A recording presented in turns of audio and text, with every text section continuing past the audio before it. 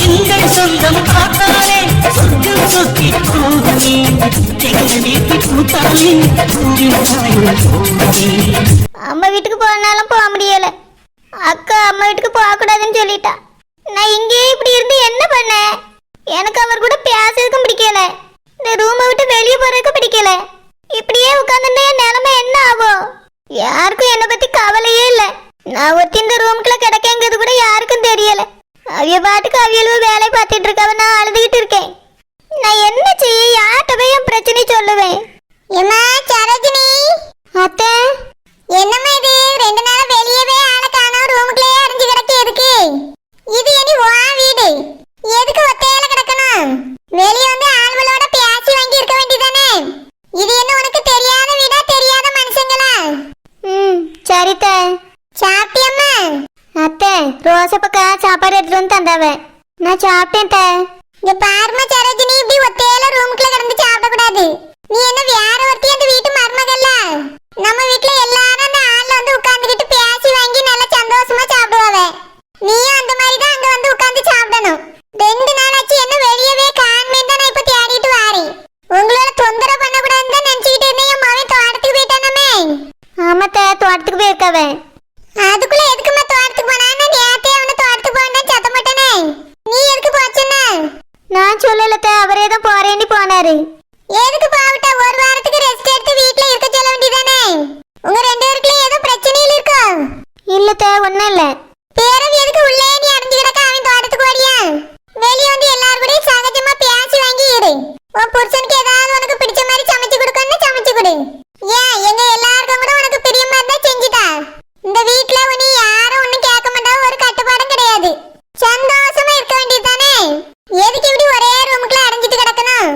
கொஞ்ச நேரம் வெளியே வந்து ஒரு ஒருத்தட்டையா பேச ஆரம்பிச்சீங்கன்னா நாள் முழுக்க பேசிட்டு இருக்கலாம். நம்ம வீட்ல நிறைய பேர் இருக்கா, உனக்கு தெரியும்ல? சரியத்த. பிறகு தூங்கி முடிச்ச உடனே தொடப்பத்தை எடுத்து வெளியவே பேருக்கு வீட்டை பேருக்கு சுத்தமா வச்சுக்க. இந்த வீட்ல குசுப்பூ ரோசாப்பூ ஓயாம வேலை பார்த்துட்டு தான் கிடப்பாவே. அவைய கூட மாட நீனு ஏதாவது வேலை செஞ்சு கொடுத்தான்னு வச்சுக்கி, அவன்கிட்ட நல்லா பேசுவாள், நீ நல்லா பாத்துக்கிடுவாள்வ. சரியத்த. வேற ஒண்ணும் உனக்கு பிரச்சனை இல்லல்ல?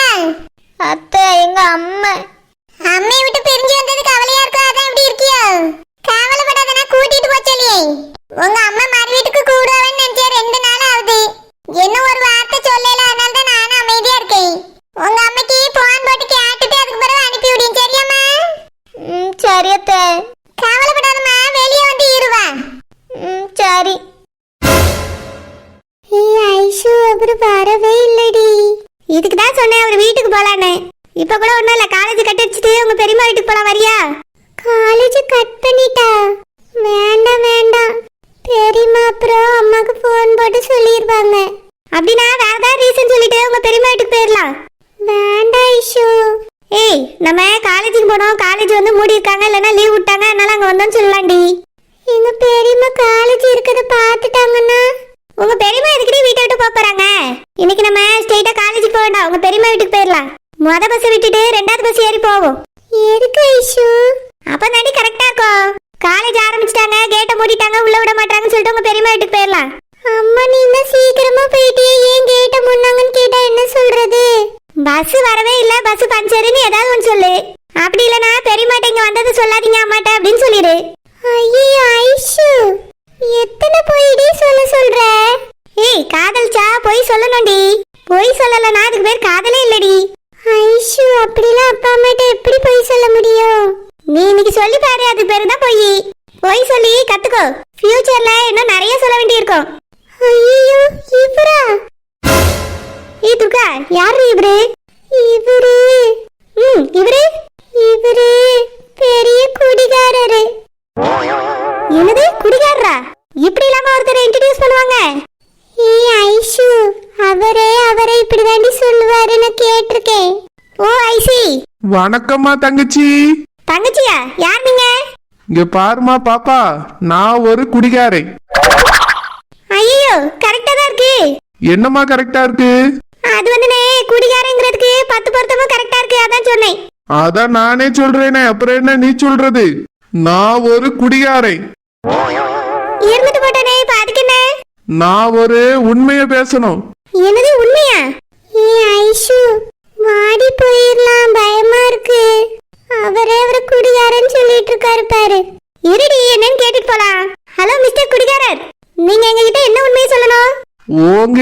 இல்லம்மா, அந்த பொண்ணு கிட்ட தான் சொல்லணும். அந்த பொண்ணு நானும் வேற வேற இல்ல, பெஸ்ட் ஃப்ரெண்ட்ஸ். என்கிட்ட சொன்னா அவட்ட சொன்ன மாதிரி, அவட்ட சொன்னா என்கிட்ட சொன்ன மாதிரி. நீங்க எதுவா இருந்தாலும் சொல்லுங்க. இங்க பாருமா, நான் சொல்ல வந்த விஷயம் சாதாரண விஷயம் கிடையாது. இந்த பிள்ளையோட வாழ்க்கை சம்பந்தப்பட்ட விஷயம். வாழ வேண்டிய பிள்ளை அது. மிஸ்டர் குடிகாரன், என்ன சொல்றீங்க? ஒண்ணுமே புரியலையே. புரியலையா? புரியுற மாதிரி சொல்றேன் கேட்டுக்க. இந்த பிள்ளைக்கு பாத்திருக்காவளே மாப்பிள்ள, அவனும் குடிகாரை. ஐயோ!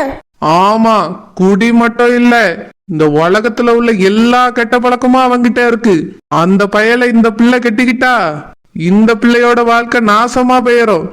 அதுக்காக தான் ஒரு குடிகாரனா உங்ககிட்ட உண்மையை சொல்ல வந்திருக்கேன். ஒரு நண்பனாவோ இல்ல அண்ணனாவோ உண்மையை சொல்லுவாங்க. நீங்க என்ன சார் குடிகாரனா சொல்றீங்க? குடிக்கிறவன் போய் சொல்ல மாட்டான். பாட்டில் மேல சத்தியமா அவன் குடிகாரை. Okay mister குடிகாரே. எம்மா தங்கச்சி, இந்த கல்யாணத்தை எப்படியாவது நிறுத்திரு. உங்க அப்பா அம்மா சரிபட்டு வரமாட்டாவ, நீ தான் நிறுத்தணும். சரியா? சரிங்க சார், நிறுத்திடுவா. அந்த பொண்ண சரின்னு சொல்ல சொல்லு. சரி. இந்த கல்யாணம் நின்னாதான் அது நடக்கும். அதனால இது நடக்க கூடாது. நான் வாரேன். துர்கா, யாரடி இவரு? அதான் சொன்னல ஐஷு, குடிகாரர். இவருதான் அன்னைக்கு வீட்டுக்கு வந்து எனக்கு பாத்திருக்க மாப்பிள்ள குடிப்பாருன்னு எங்க அம்மாட்ட சொன்னாரு.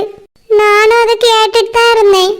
அதுக்கப்புறம் எங்க அம்மாவும் அப்பாவும் அவங்க வீட்டுல போய் கேட்க போனாங்கல்ல. ஆமாடி, எனக்கு கூட தெரியுமே. அவங்க குடிக்கலாம் மாண்டாருன்னு சொல்லிட்டாங்களாம். ஆனா இவரு இப்ப மறுபடியும் வந்து குடிகாரர் குடிகாரர்னு சொல்லிட்டு போறாரு. துர்கா, அவர் சொல்றது கரெக்டாண்டி. குடிகாரர் பொய் சொல்ல மாட்டாரு. அவரு உண்மையை தாண்டி சொல்றாரு. உனக்கு பாத்திருக்க மாப்பிள்ள சரியான குடிகாரரா இருப்பார் போல. நம்ம கிட்ட கூட எப்படி கோவப்பட்டார் பாத்தியா? ஆமா ஐஷு, அவரு நல்லவரே இல்ல. வாடி, இப்பவே போய் உங்க அம்மாட்ட சொல்லலாம். வேண்டாம் ஐஷு. ஏன் துர்கா? எங்க அம்மாட்ட சொன்னாலும் இது பெருசா எடுத்துக்கிடவே மாட்டாங்க. எங்க வீட்டுல எல்லாரும் இவரதான் தப்பா நினைக்காங்க. இவரு அந்த வீட்டுக்கு சொந்தக்காரர் தான். ஆனாலும் நம்மளுக்கு ஹெல்ப் பண்ணணும்னு நினைக்கிறாரு. எங்க வீட்டுல நம்பவே மாட்டேங்க அவ. சரிடி, அப்ப அவர் குடிக்கிறத உங்க வீட்டுல எல்லாரும் பாத்துட்டாங்கன்னா நம்புவாங்கல்ல? நம்புவாங்க ஐஷு. அப்படின்னா அதுக்கு ஏதாவது ஒரு ஐடியா பண்ணலாம். சரிடி. இவ்வளவு நேரம் ஆச்சு, அவரு வரவே இல்லையே. லெட்டர் எப்படி கொடுக்கறது ஐஷு? துர்கா, நான் தான் சொன்னல, அவர் வீட்டுக்கே போயிடலாம். வா, பஸ் வந்த உடனே ஸ்ட்ரெயிட்டா அவர் வீட்டுக்கே போயிடுவோம். இன்னைக்கு காலேஜை கட் பண்ணிடலாம். சரி ஐஷு. ஏய்யா சூர்யா. வாங்கம்மா. ஏய்யா, அம்மா கொஞ்சம் வெளிய போண்டி இருக்கு, என்னைய கொஞ்சம் கூட்டிட்டு போறியா? சரிங்கம்மா. எங்க போகணும்? அது வந்து பாத்துக்கய்யா, நம்ம தோட்டத்துல வேலை செய்ய சுப்பிரமணி இருக்கான்ல ஐயா, அவனுக்கு 2 நாளா உடம்பு சரியில்லையா ஐயா. காய்ச்சல்னு அண்ணிட்டு சொன்னான் ஐயா. ஊசி போட்டுட்டு வீட்டுல படுத்து கிடக்கணும் பாத்துக்க. பாவம் நல்ல பையன், உடம்புக்கு நல்லா இருந்தா கண்டிப்பா ஓடி வந்துப்பான் வேலைக்கு. அவனுக்கு என்ன பிரச்சனை ஏது பிரச்சனைன்னு ஒன்னும் தெரியல. போய் ஒரு 8 பாத்துட்டு வந்துடலாம். நம்ம கூட வாரியா ஐயா? என்னையே உன் பைக்ல கூட்டிட்டு போய்யா, பாத்துட்டு உடனே வந்துடலாம். அம்மா, அவன் இன்னைக்கு வரலன்னா நாளைக்கு வருவாம்மா. அவனை பாக்குறதுக்கு எதுக்கு அவன் வீட்டுக்கு போகணும்? நாளைக்கு அவன் வந்ததுக்கு அப்புறம் பாத்துக்கலாம். நீங்க இப்ப போக வேண்டாமா? இல்லையா, அவனுக்கு உடம்பு சரியில்லைன்னு கேள்விப்பட்ட உடனே ரொம்ப மனசுக்கு கஷ்டமா இருக்கு பாத்துக்க. நல்லா இருந்தானா ஐயாவை பார்க்காம இருக்க மாட்டான். அவனுக்கு உடம்புக்கு முடியாம தான் 2 நாள் இந்த பக்கம் வராம இருந்திருக்கான். நம்ம தோட்டத்துல வேலை செய்ய பிள்ளை அவனை எட்டி பார்க்காம எப்படி இருக்க முடியும்? எனக்கு நீங்கள் வேணா அவனும் ஒண்ணு மாதிரி தான் தெரியும். அம்மா அப்பான்னு உயிரே விடுவான். சொத்த வாயா, 4 போய் பார்த்துட்டு வந்துருவான். அம்மா, அதுக்கு இல்லம்மா, அவன் நம்ம தோட்டத்துல வேலை செய்யற பையன். அவனை தேடிட்டு நீங்க போடுமா. நான் வேணா போய் பார்த்துட்டு வந்து சொல்லட்டுமா? ஏய்யா சூர்யா, அவன் வேற ஒருத்தனா என்னால நினைக்க முடியலப்பா. எனக்கு நீங்கள் வேணா அவனும் ஒண்ணு மாதிரி தான் தெரியும். இந்த வீட்டுல உள்ள பையன் மாதிரி தான் அவனை பார்த்தா தோணுதுப்பா. ஏன்னா அந்த அளவுக்கு நம்ம மேல உசிரே வச்சிருக்கான் அந்த பயலும். அதனால அவனுக்கு ஒரு பிரச்சனைனா 2 எட்டு போய் பார்த்துட்டு வரதுல தப்பு இல்லையா? அவன் நம்மளுக்கு எவ்வளவு உதவி செஞ்சிருக்கான் பாத்துக்க. உங்க அக்கா செல்லம்மா கணத்துல விழுந்திருக்கும் போது அவன் மட்டும் காப்பாத்தலாம். இன்னைக்கு எவ்வளவு உசுரோட பாத்துருக்கவே முடியாது. அவன் உசுர கூட பெருசா நினைக்காம குதிச்சு விழுந்து காப்பாத்தினான் பாரு. அந்த பையல போய் நம்ம பார்க்காம எப்படி இருக்க முடியும்? நீ சின்ன வயசுல தொலைஞ்சு விட்டேன்னு ரொம்ப மனசு வருத்தத்தோட இருந்தேன்.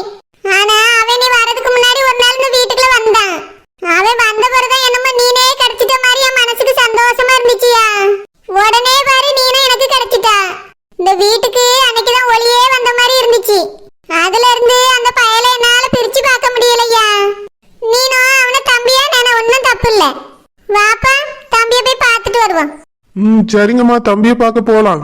நீங்க போங்க, நான் ரெடி ஆயிட்டு வரேம்மா. சரிப்பா. தம்பி விட்டா தத்த எடுத்துருவாங்க போல இருக்கு. நானே அவனை எப்படி ஒளிச்சு கட்டலான்னு நினைச்சிட்டு இருக்கேன். இவங்க என்னடானா அவனால ஒளி வந்துச்சு பிரகாசம் வந்துச்சுன்னு காமெடி பண்ணிட்டு இருக்காங்க. தோட்டத்துல அவன் வேலை செய்யறதே எனக்கு பிடிக்கல. இவங்க என்னடானா அவனுக்கு உடம்பு சரியில்லைன்னு பார்க்க போறாங்க.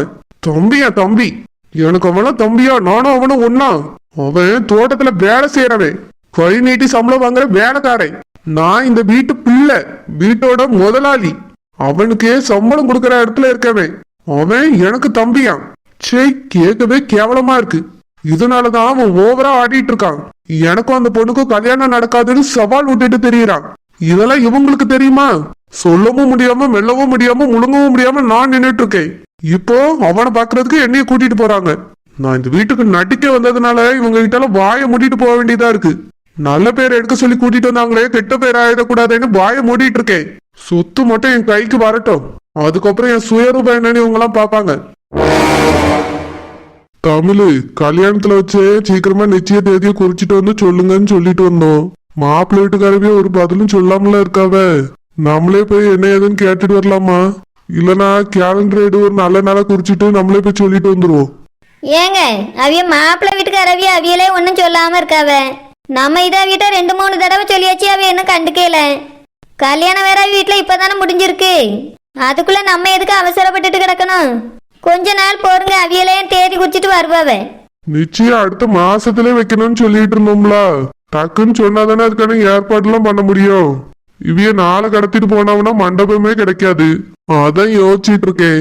என்னங்க சொல்றிய? இத மண்டபத்திலே வைக்கணும்? ஆமா தமிழ், வீட்டுல எல்லாம் வைக்க முடியாது.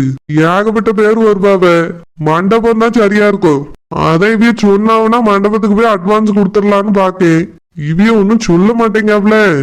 இன்னும் 1 வாரம் 2 வாரம் போச்சுன்னா நாள் ரொம்ப தள்ளி போயிரும்.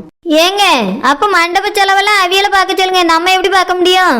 கல்யாணத்துக்குனாலும் அவியல கொஞ்சம் பாருங்கன்னு சொல்லலாம். நிச்சயம் நம்ம வீட்டுல நடக்க வேண்டியது. நம்ம தான் இடம் பார்த்தாதேன்னு மண்டபம் பிடிக்கும். அப்ப எப்படி அவிய செலவு பண்ணாவ? எல்லா செலவும் நம்மளுதுதான் தமிழ்.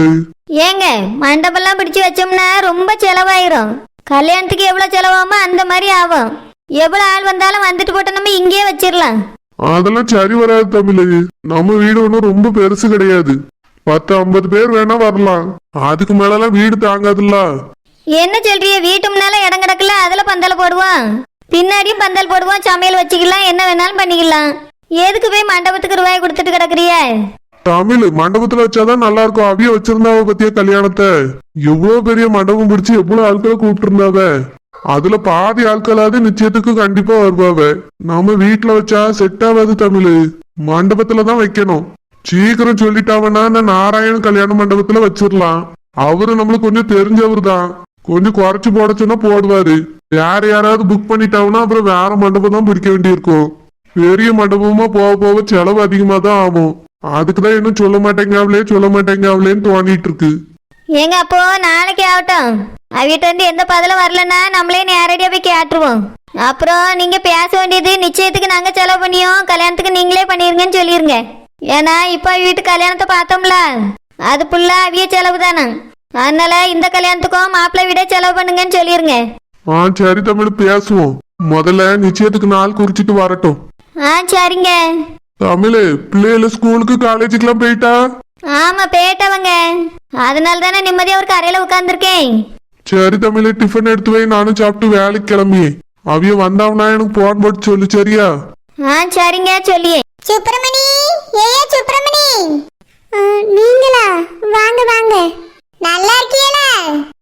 நல்லா இருக்கோம். அம்மா, என்ன அவசரமா வந்தீங்க? அது ஒண்ணும் இல்ல, சுப்பிரமணிக்கு உடம்பு சரியில்லைன்னு கேள்விப்பட்டேன்.